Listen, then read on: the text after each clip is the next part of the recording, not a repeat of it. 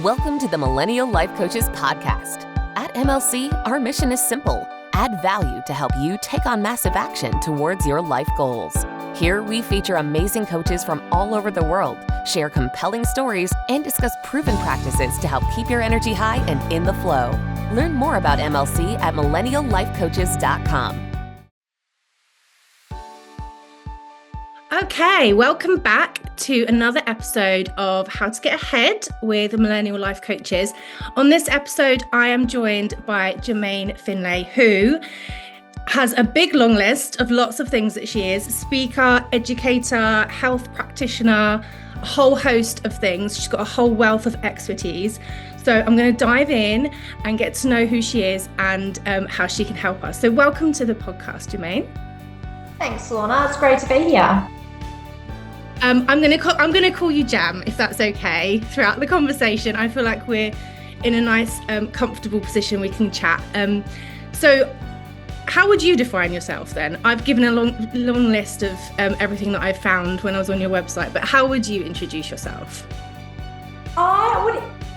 Introduction. I am an everyday woman with self-diagnosed ADHD, like most of us out there, trying to achieve a million things, and coming from not just an educational background, but also a background of experience with burnout, with exhaustion, with feeling like not only was I failing myself, but the pressure that I was applying to myself and my life, the perfectionism, the busyness, it impacted every area of my life. My relationship broke down, my health broke down, and I thought a transition out of that season, those circumstances, that job, that role, that industry was going to be the solution, but the stress followed me, the busyness followed me.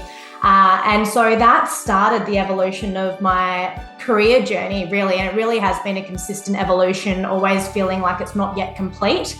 And stepping into this arena now of speaking in this last 2 years has really brought the completion. I just feel like I've now kind of stepped into my calling, where it is education and it is empowerment. And a lot of that is redefining the common dialogue and narrative around what wellbeing actually is.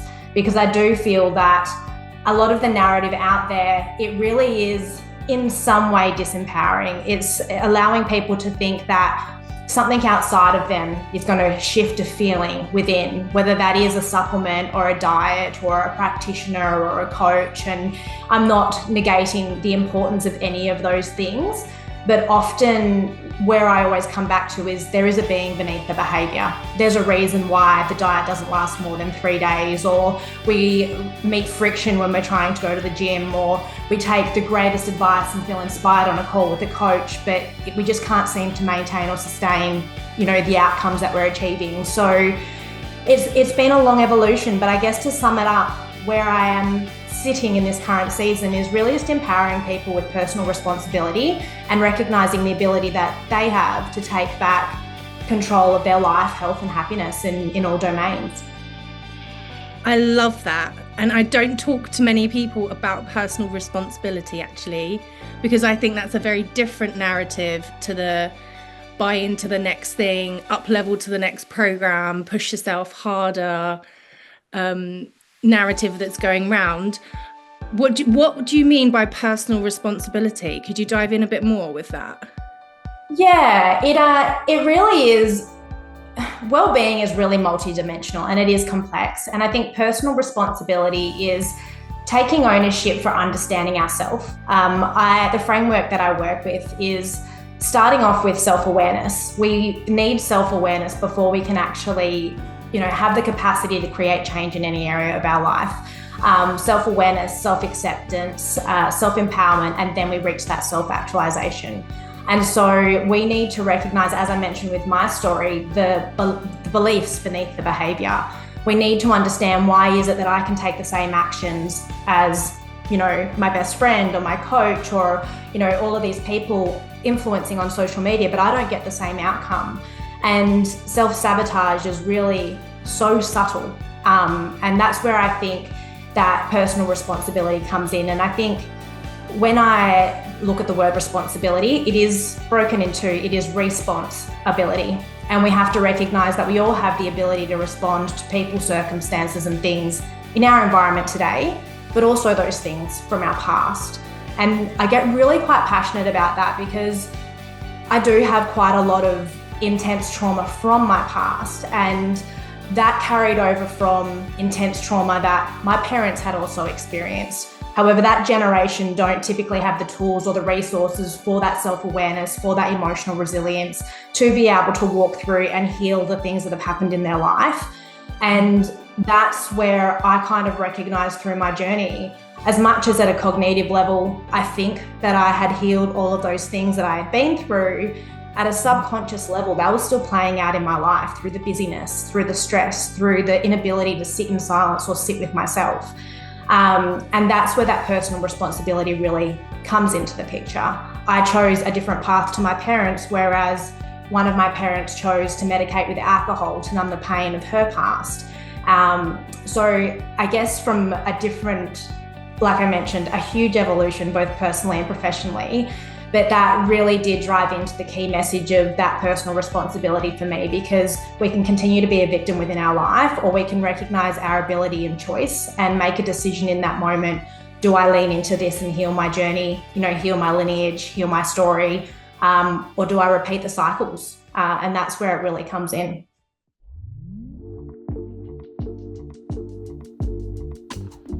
Hey there, if you've been stuck about how to get clients, how do you turn strangers into clients, I want to invite you to take my free From Crickets to Clients series class, and it's taking you through how to make a freebie funnel that leads to more sales. Now, before you go thinking it's going to be super techy or confusing, I want to let you know it's very simple to start creating a freebie, or what I call a pre-offer, that interests people in your services and makes them want to know more about you. And that is a great place to start if you are building up your audience and email list. So check it out at haleyrowe.com/live event, all one word, and can't wait to hear how it goes for you. And thank you, MLC, for featuring me. My name's Haley Rowe. I'm a marketing and sales coach. I'm also on Instagram at Haley_Rowe. Thanks so much. Thank you so much for sharing that. I want to ask a little bit more about your past and your previous jobs and things, if that's okay. So you mentioned about your an educational background, is that right?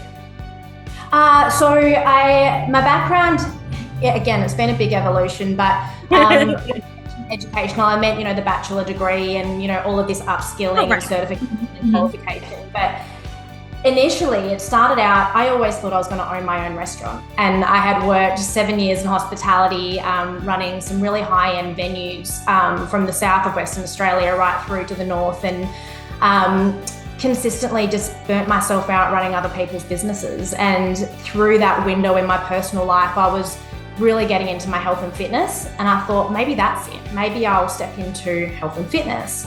I became qualified as a personal trainer, and I only lasted about 3 months in the industry before recognizing that it really was a bit too aesthetic for the help that I wanted to dive into. I recognized that, and I do believe there's something divine in the journey that we go through, but I recognized the clientele that were coming to me were suffering with really complex body issues, post-surgery issues, weight issues that personal training advice wasn't really tapping into. And so that's where I thought nutrition might be the next step. I ended up enrolling into a degree as a naturopath, specialized in women's health for 7 years, women's health, natural fertility, hormone balancing.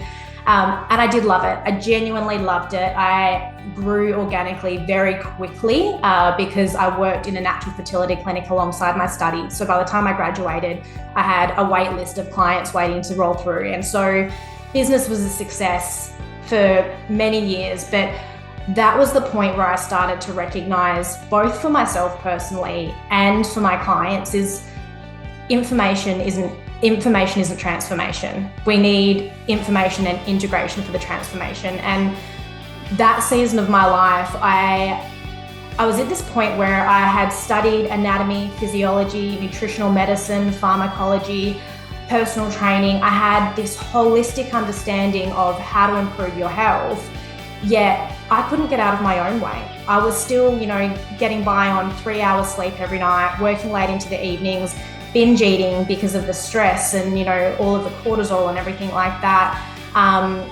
Everything that I was preaching and getting incredible success for with my clients, I couldn't actually implement myself. I couldn't, and that met my own frustrations, but it was the same narrative that I had for the women that were sitting in front of me as well. They knew, like we all know that eating sugar is going to lead to weight gain. We all know that we need to get adequate sleep to be able to be resilient in our day. And we know those things, but we just can't effectively execute them. And so following that realization, I started to integrate NLP or neuro-linguistic programming into my model. I started to develop online programs where it did support people on that biochemical level through their health and also through the behavior and the mindset level as well. And that achieved incredible results. But what I started to recognize is, yet again, I was reaching burnout because my business model was exchanging time for money. And I just didn't feel that I was showing up in my most genuine self, because I was starting to show up in a place of like, I need money to survive. I need, the economy is changing, and business coaches and the business model were like, up your prices, sell for more, and all of this stuff, which absolutely works for so many people in this coaching space. But for myself, I felt like it leaves a whole demographic of people behind. The majority of people who genuinely needed the resources that I was providing couldn't even afford a naturopath, let alone, a $3,000 course or, those kinds of things. So that I've kind of gone a really long answer to your story, but that's where I meant the education. It's just been ongoing, like, how can I upskill? How can I complete this model? This still isn't complete. It's holistic, but it's not quite there. And that kind of has been the evolution. So, I hope that answered your question in a very long way. That's incredible that you've been able to use the feedback from your clients to then make the next lot of clients have an even better experience, and you're constantly improving what you can offer and constantly evolving how you can help people. That's such an incredible story, and you'll have such a wealth of experience and expertise and qualifications. That's incredible. That's such an incredible journey that you've been on.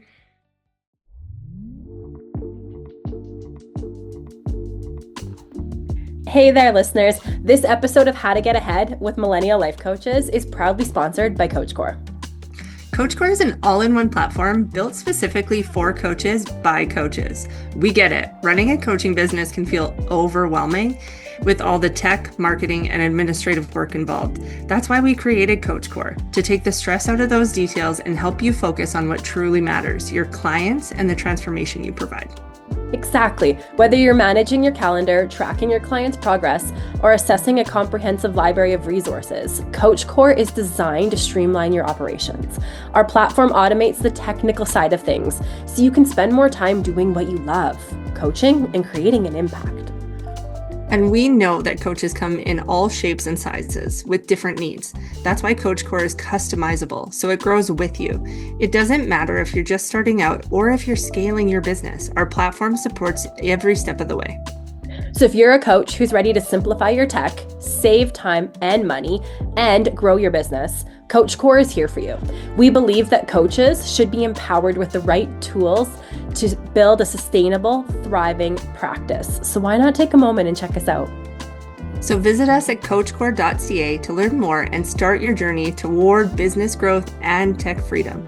And trust us, you don't want to miss the difference CoachCore can make in your coaching practice. Thanks for tuning in to Millennial Life Coaches podcast. Let's get back to the episode. What are the kinds of people that you help at the moment then? If we were going to try and imagine the type of woman or person that you tend to work with, who is it that we're speaking to? And hopefully if people are listening or watching, they can maybe recognize themselves and think that might be me. Yeah, absolutely.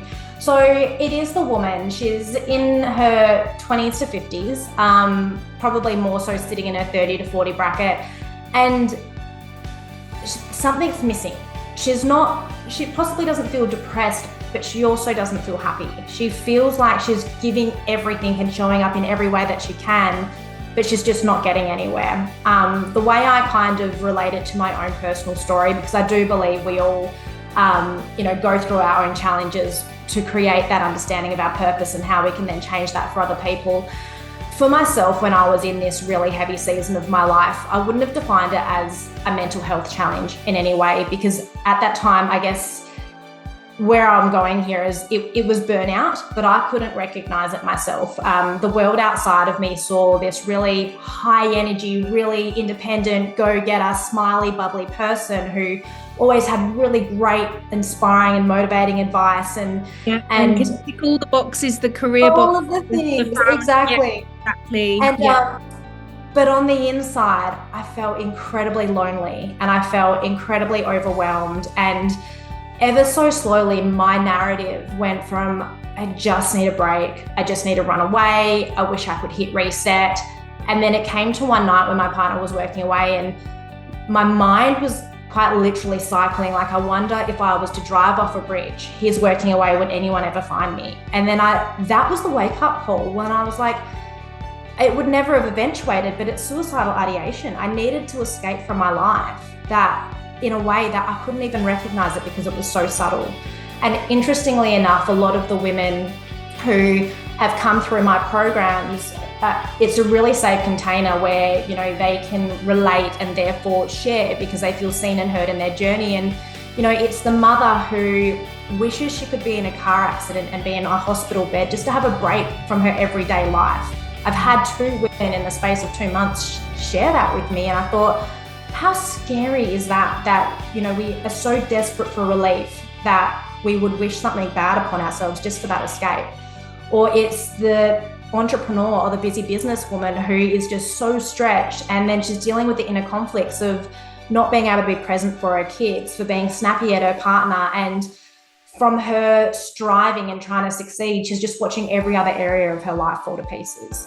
So it sounds quite broad, that avatar that I'm speaking to, but it really is that woman who is trying to give every aspect of herself, but on the inside, she just feels so isolated and alone. And for myself, the narrative was, no one gets it, no one understands. And we're in a society, especially in the Western world, where we're so conditioned to be independent. I look at every other religion or cultural area of the world, they rely so much on community. They come together in gathering, everyone contributes, and it's such a beautiful part of so many cultures around the world. But in the Western world, if you're not independent, if you're not self-sufficient, if you need help, that's almost considered weak.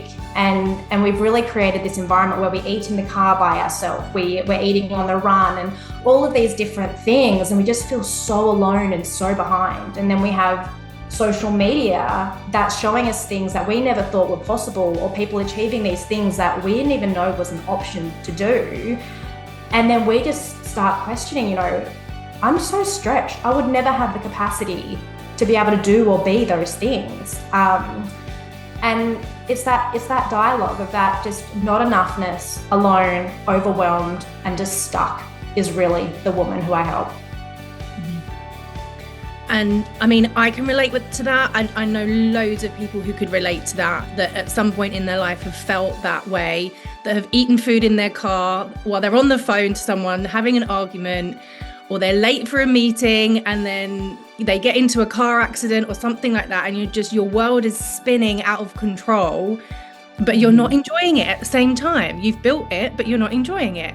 I think we've all had patches of that.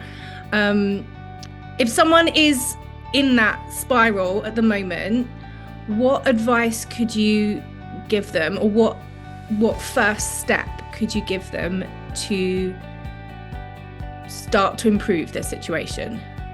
Yeah, absolutely. It's interesting. I actually shared with my community the other day, we all think that there has to be an action, like a next step, like how do I take action to change this? And the first step is before the action piece. We first have to become the observer. It's only when we become the observer in our life that we actually have the ability to recognize what that next step is. And once we become the observer, we start to recognize, okay, there are certain people in my world who I feel exhausted and drained being around. But there are also people where I feel so energized after I've been in their presence that I run home to my partner and I'm like busting at my seams to tell them how my day was. We start to recognize that there are certain environments, say for example, the office environment under artificial light and no windows, where we get home and we're just exhausted. But then there are other environments, and it may be, you really thrive working with people, or there are certain conversations that you really light up having in contrast to others. And when we become the observer and we see what causes us to light up, and just paying attention to our body, we'll be more animated, we'll use our hands to speak, we'll lean in, compared to what causes us to contract.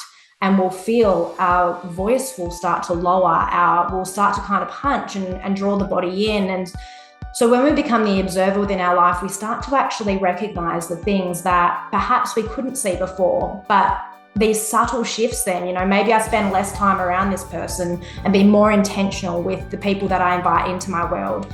I think a lot of people, when we're talking about energy, where there's so much in the health space that it's about nutrition and it's about sleeping and it's about breath work and it's about all this biohacking and all of this kind of thing, the supplements, which all do work. And I've been in a season of my life where I apply and prescribe all of those.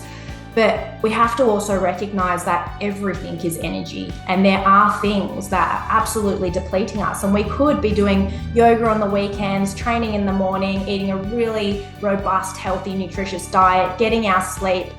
But then if we're working for 9 hours a day in an environment that completely depletes us, or if we're struggling financially, or if we're not living in congruency with what we aspire to do and who we aspire to be and the reality of what that actually looks like. If we're saying we want to lose weight, but then we're still, eating that block of chocolate, all of these different things, the connection, the congruency, if they're missing from our life, then that's an energetic shift. We feel that. And I think that is the first step, is before changing anything, just observe your life. And we can also then observe the narrative. Quite a common thing is when you start questioning the thoughts that come into your mind, you start to recognize, one, they're not true, or they're redundant. Maybe they were true in a season of your life, but we've just habituated that thought process that we've never actually looked back and realized it's no longer true in this season.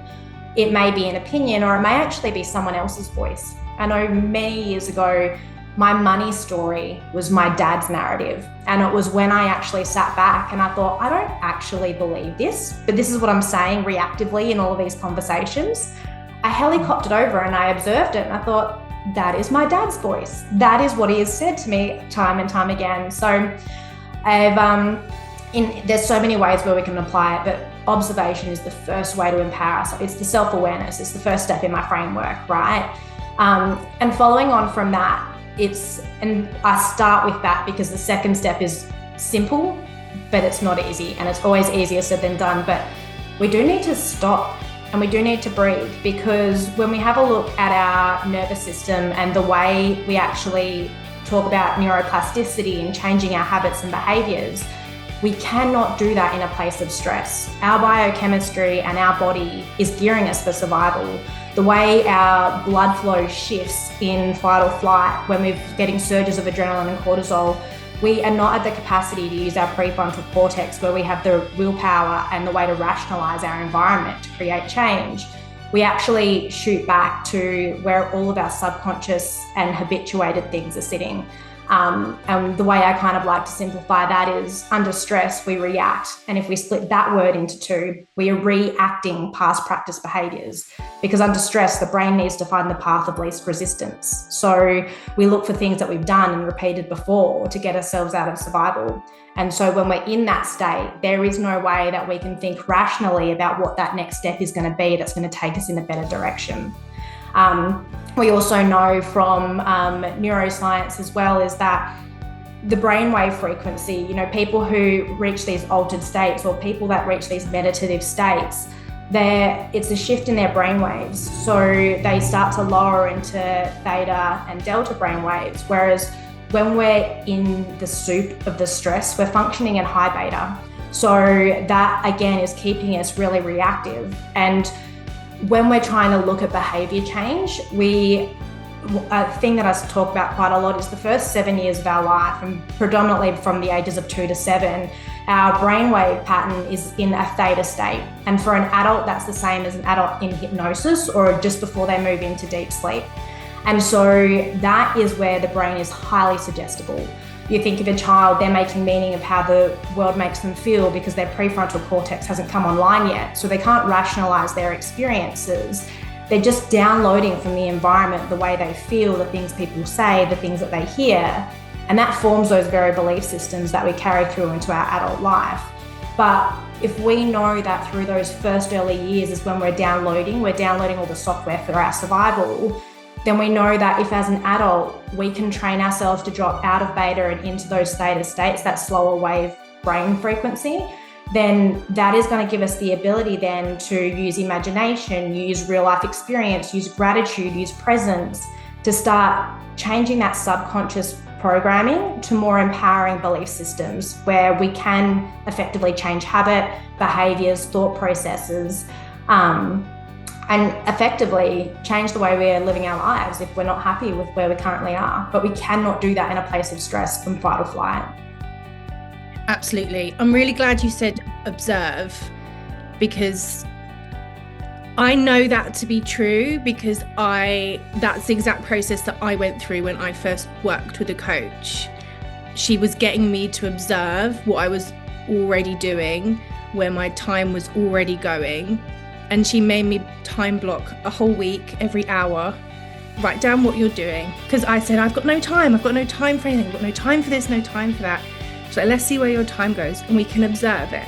And so I did it for 2 weeks where I observed every hour of those 2 weeks and I wrote down what I was doing. And it's fascinating. It was such a wake-up call for me, because where I thought my time was going was completely different to where it actually was. And so much of it was not going where I wanted it to go, but somehow it just did, and time just moves magically like that. And it was such a wake-up call to see it in black and white and observe it like on a piece of paper. Like, this is where my time is going. And now I can redraw that timetable and decide where I want my time to go. That was transformational. Just to have it on physical paper and observe it like that was such a wake-up call. So I'm so glad you said the word observe, because I 100% agree with you. That is the first step. You can't do any action before you've seen it. Yeah. And that's such a power. Time is the biggest narrative for all of us, right? And progressively, as every year moves on, we seem to be losing more and more and more of it every day. And so that's just such a powerful tool. And as you mentioned, incredibly effective.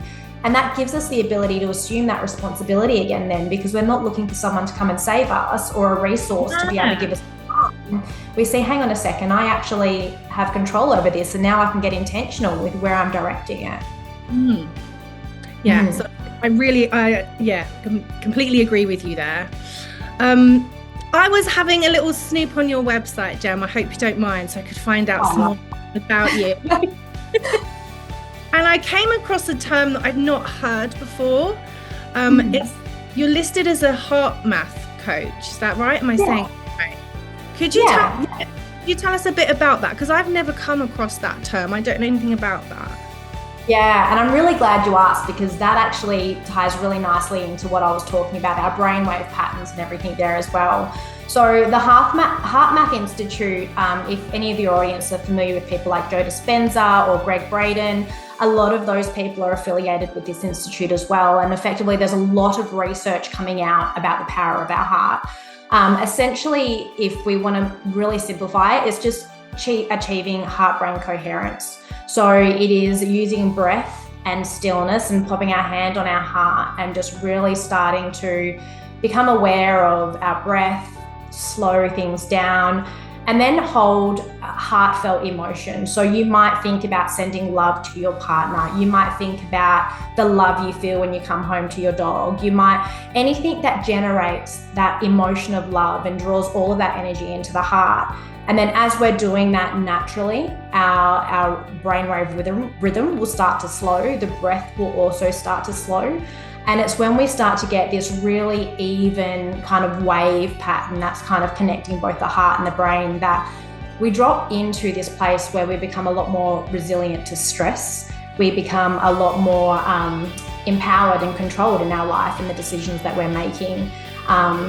It's just, you can do it in 5 minutes. You can achieve it in 5 minutes. HeartMath actually have a product called Inner Balance if you're someone who needs to see the data. And it's just a little resource that you clip onto your ear and an app on your phone. And you just watch this orb kind of expand and contract, and you catch up with that breathing pattern. And as your breath slows, you can actually see your brainwave frequency on the app start to kind of slow down. And then the task is to see how long you can hold yourself in that coherent state. And you'll notice if your partner comes busting through the door, or, you know, something just takes your distraction away, you'll actually see that rhythm start to go again. And so it's something that's incredibly measurable, but a lot of the research coming out, you know, the heart has more neurons than the brain does. It's the biggest muscle. People used to think it's just a pump that pumps and circulates blood around your body. There's a lot that it creates the energetic shift that allows us to manifest. They've actually shown that someone can be in a room next door, and if you're in that coherent state, you can actually start regulating their nervous system without them even knowing. So the frequency of our heart can radiate 360 degrees around us, I think about 3 to 6 feet out of the body. So we actually have the ability to regulate other people and shift other people around us in that state as well. So I'm really big in what I teach on the ripple effect, and, you know, everything that we do, our state of being not only impacts our life, but also the lives of those around us. And, you know, if you're a mum, you would know that when you're feeling stressed or anxious, your child is going to be the biggest pain in your bum. And you always think, you know, why do you have to play up now? I've had this most stressful day, but they're responding to your energy. And so it's just a 5-minute practice of putting your hand on your heart and thinking those heartfelt emotions and just dropping into that state, that we shift the brain chemistry and we actually create a state of being that is empowered for change. I am someone who would love seeing it on the app, going up and down, checking it. It's so cool. That's so interesting. And another thing to add to your list of all the things you're an expert in. That's amazing. Yeah. And if your audience really want to kind of see the effects of it, if they have a look into Joe Dispenza's work, I mean, he is doing huge retreats and huge conferences where he's actually hooking people up to get their ECG and their EEGs, and actually watching the moment of meditation where people heal. And, you know, people come out of those audiences that were never able to walk, and then they walk up, or they start healing cancers and all of these chronic diseases that we're told are incurable. And that's where I really kind of gravitate into this kind of work, because, you know, I've seen the material manifestation of disease, and through my work and my research and I guess the evolution of the different practices that I've brought in, is all disease, and I can say it with hand on heart, starts with dis-ease. And it's when we ignore the energy of dis-ease in our life that energy becomes stagnant and it starts to become dense. And that's where we start to see it at a cellular level. We start to see it manifest into the physical world, which is why we see the work of Joe Dispenza and, you know, people in that field creating almost, you know, superhuman phenomenon, and it really isn't. I truly believe it's just something that we've forgotten and we've been conditioned away from, but we all have this innate ability to heal and to thrive. We just need to get out of that high beta response of daily life and allow our body to tap into that. Yeah, and it is a very Western thing. You're right. I've spoken to coaches about this before, that when you go into some of the older communities, or the, you know, look back in history, look to different religions and cultures, they don't have the levels of disease and illnesses that we have, and maybe there's something to be said with less medical intervention and more spiritual intervention. We've had lots of conversations about this. I think you'd be in the same camp there. We want to side towards the sort of spiritual, energetic stuff than the medical stuff. But it's so prevalent in the West. It's just the way that our whole society's built up. You go to the doctors, you pop a pill, and you're fixed. It's interesting because I mean, nutrition has a huge part on our health. We've got to look after ourselves on all dimensions, from the energetic through to the physical plane, and they can't exist without each other.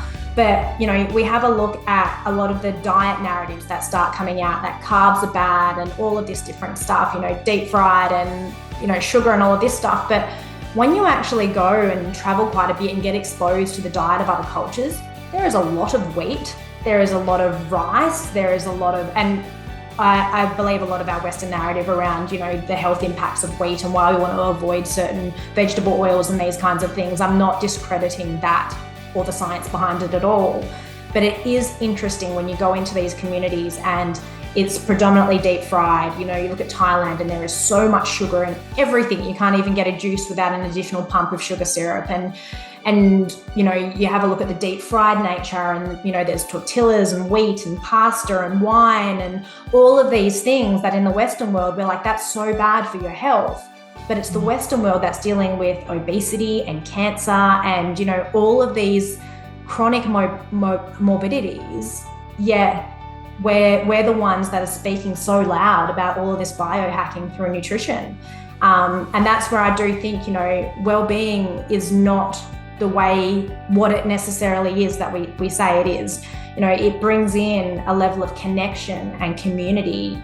Some places around the world, you've got 4 generations living under one roof, whereas here, you can't get out of home quick enough as a teenager, and you can't get your parents into a retirement home any quicker as well. God forbid them moving into your own house.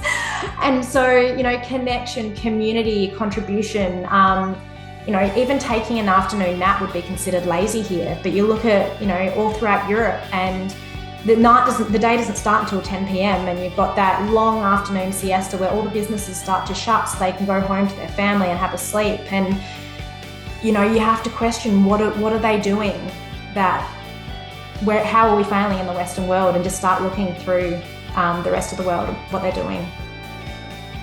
That's a very big question. I don't think either of us have got the answer to that, but it's a great thing to think about and to look into. Jem, what would you say your mission is in your business, in your coaching? What are you working towards? What are you hoping you're going to achieve through all of your speaking and your courses and your books and everything that you create and everything that you share? What are you hoping to achieve with that? So the book that is going to be the first of mine on shelves is The Ripple Effect. And so while I'm speaking to an individual, or I'm speaking to a small community, or, I'm working one-on-one with someone, my ultimate mission is to be able to, and this is a big one, but it is elevating the level of consciousness in humanity. Because, we can sit here and be like, we want to bring an end to the war, yet we're all at war with ourselves. Or, we want to end violence, and, the violence that we have going on in our own mind towards ourselves is horrendous. We have all of these things when we're looking at the outside world that we want to change. But if we're having a look at, the law of correspondence, as above, so below, as without, so within, we can't do these big things in the world unless we turn inward.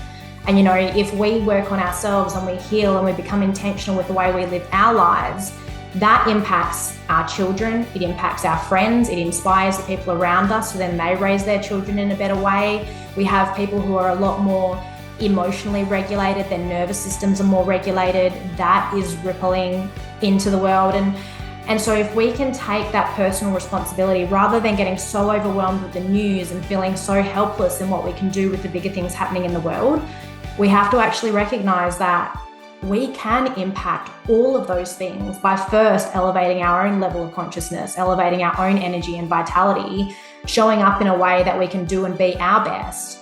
And that is a ripple effect so profound that we would never know. But if we can all, step out of this, it's selfish to be selfless and I don't have time for myself because I'm trying to save everybody else, we're never going to get anywhere. And when we keep ourselves disarmed and powerless in that way, it is the politicians, it is the government, it is these higher structures, the corporations that do the decision making. Whereas when we empower ourselves, we actually have an impact on global change. And that's really where my bigger mission is creating that global change through individual consciousness. And the ripple is an ideal little metaphor for it. Are you still writing the book? What's it up to at the moment? Yes, still writing. It's interesting. So 2 years ago, I in the middle of the night had the idea almost planted in my brain, and I kid you not, I had the awakening moment where I didn't actually sleep the entire night and wrote the whole book in my mind. I saw the cover page of it, I saw the contents page of it, I saw every chapter broken down. And then when my alarm went off, yet I hadn't even slept, I thought that was a calling, like that channeled into me. It's something that I need to do.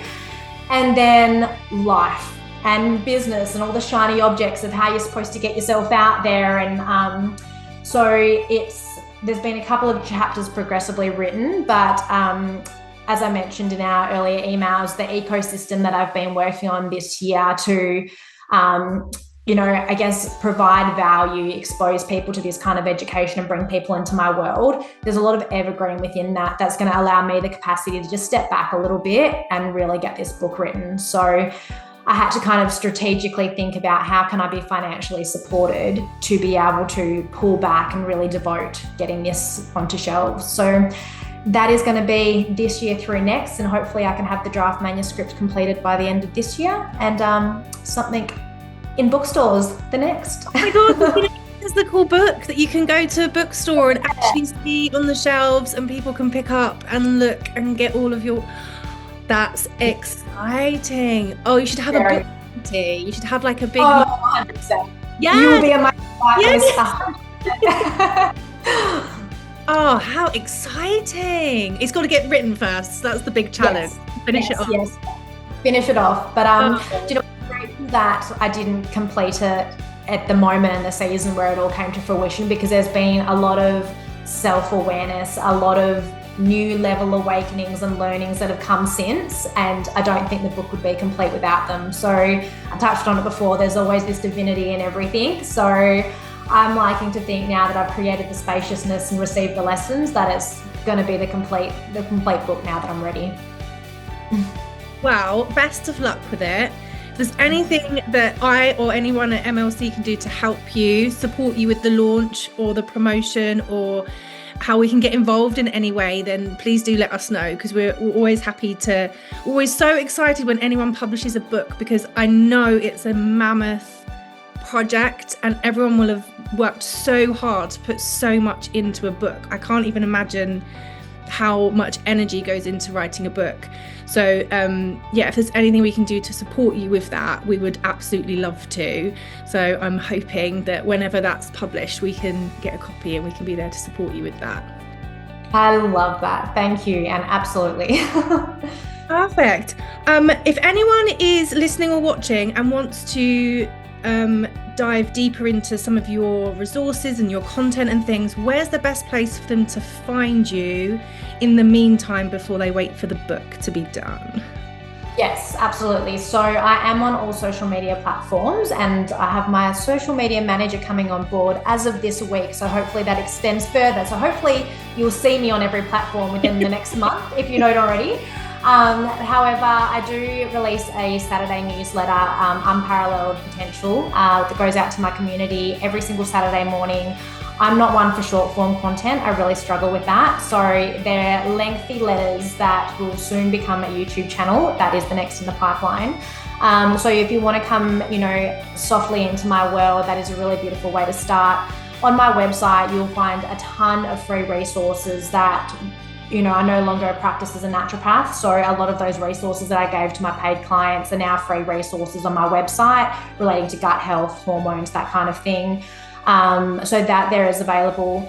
And you'll also see, I think I should just say JemaineFinlay.com is going to be the best spot, because you'll also find on there, I've got a wellness quiz. It's quite a comprehensive assessment, but it does have a look at areas of wellness, income, your love for yourself, your love in relationships, your lifestyle, and your direction. And then it kind of gives you a unique report based on your own results and some resources free that you can access to start shifting those areas of your life.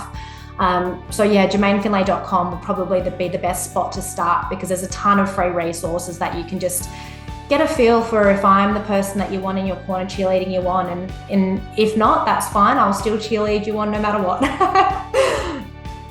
Perfect. We will make sure we put all the details of your website and all of those bits that you've mentioned in the podcast notes that will go out. Wonderful. What else have you got going on at the moment? What are you up to today, the rest of the week? What is on the horizon with you at the moment? Well, I've just flown back from the Pilbara this morning. So another thing that I do on the side is I do wellbeing programs in mining for a company in mining, and I manage different teams throughout Australia that are on our mine sites delivering the wellness program. So I just spent the last 4 days up there supporting the team on site, and I am taking tomorrow off and enjoying an extra long weekend to work on this passion project ecosystem of mine and just continue to build resources into it. So that's kind of what's going on right in my world. But as I mentioned, I am pretty excited to get a YouTube channel launched very soon. So it'll be a lot of content creation for me this week, I think. Perfect. And you mentioned about renovating your house as well. Yes. It's definitely keeping me busy. My partner is often traveling for his work as well, and I keep telling him, don't start a project if you're planning on going away. And he has just ripped up the bathroom and turned the shower offline, and then got called to go away for 3 weeks, and has just left me with a shell of a bathroom and no water running through it. So yeah, there's a lot of chaos in the house at the moment, but we've got a beautiful backyard. So whenever it gets overwhelming, I just go sit out in the garden and just find that grounding and remind myself that it's coming slowly, and it's an adventure. Yes. I mean, we are doing a bit of light decorating at the moment, and that's already very stressful. But I hear from lots of different friends that have had big projects done. They just said, it's testing for the marriage or the partnership. It's testing. But really make sure that you get what you want if you're going to go through like a big house renovation, because it's touch and go at certain points. Yes, it's fun. I'm very grateful. We try to see the fun and the positive light to it all. So you've got to see the fun in it all, don't you? And it'll all be worth it in the end when you get a beautiful bathroom and you're having a lovely shower and it's just peaceful, and you're having your, you can just have your moment in the shower. It'll be all worth it. Yes. Yeah. Best of luck with that and your long weekend, and everything that you've got coming up with the book and your YouTube and everything. And if there's anything we can do to help you or support you, then just reach out, because we're happy to do that within our coaches community. And thank you so much for sharing your story on the podcast and sharing your time with me today. Thank you. I really enjoyed it, and I cannot wait to circle back around and listen to this conversation. So thanks for everything and for your beautiful offerings, Lorna. It's beautiful. Thank you. Thank you.